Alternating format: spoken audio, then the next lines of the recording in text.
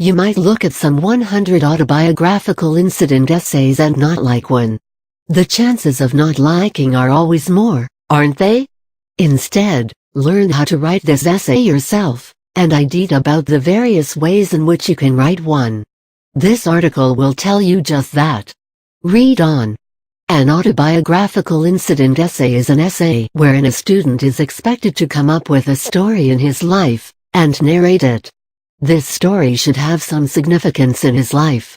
Something like an incident that is not very ordinary, one that has some intense impact.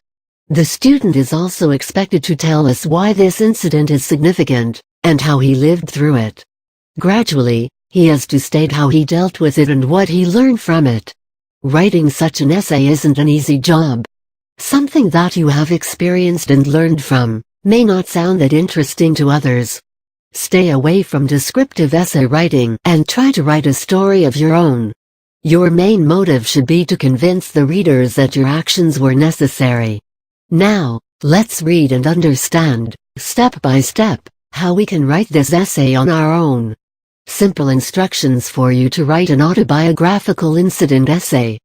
Part 1. ID. Though this isn't an actual part of your essay, it is perhaps the most important in the process. Try to remember all the incidents that have occurred in your life, that hold some gravity. Incidents in which you learned a lesson, that will last you your entire life. Make a list of all these incidents and see which one seems to be the most significant. Something that even other people can relate to.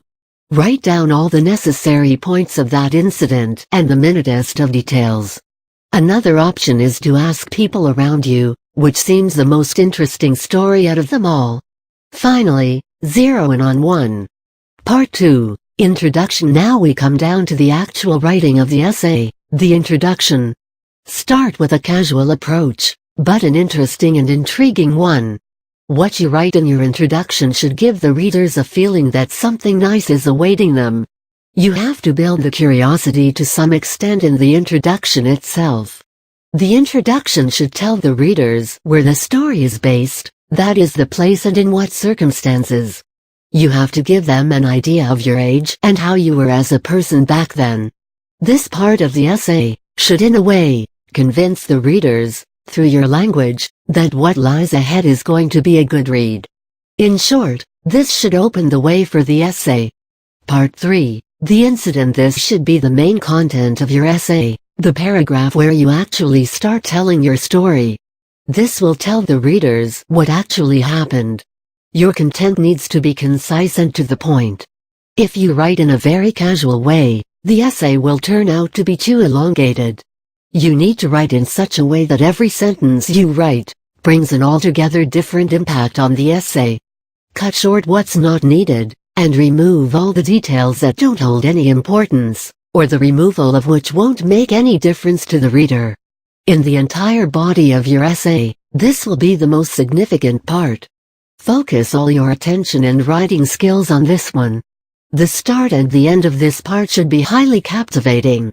Part IV. Your role. This is the latter part of the incident, where you will tell people what your reaction was after the incident took place.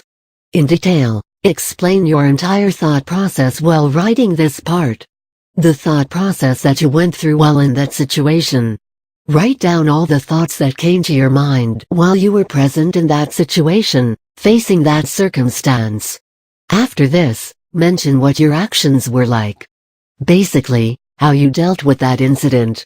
After the mention of your role in that incident, end the paragraph with a small conclusion to the entire story.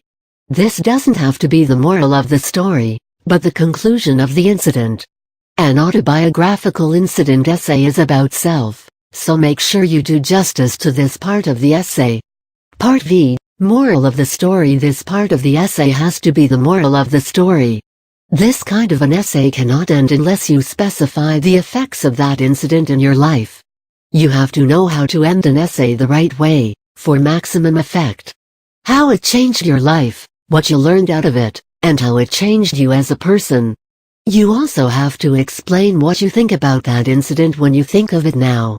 When you look back to that day, what do you think? How does it make you feel? This has to be the end of your essay. Try and end the essay with a proverb, for a better and stronger effect. This is the way and method in which you should write your autobiographical incident essay. Use these essay writing tips and make your essay more captivating. If possible, also try to mention how the writing of this essay helped you in remembering the incident so well, and how it was successful in motivating you. Once again, make your essay short, concise, and yet an intriguing short story in the end. If possible, try to use metaphors to increase the impact of everything you say.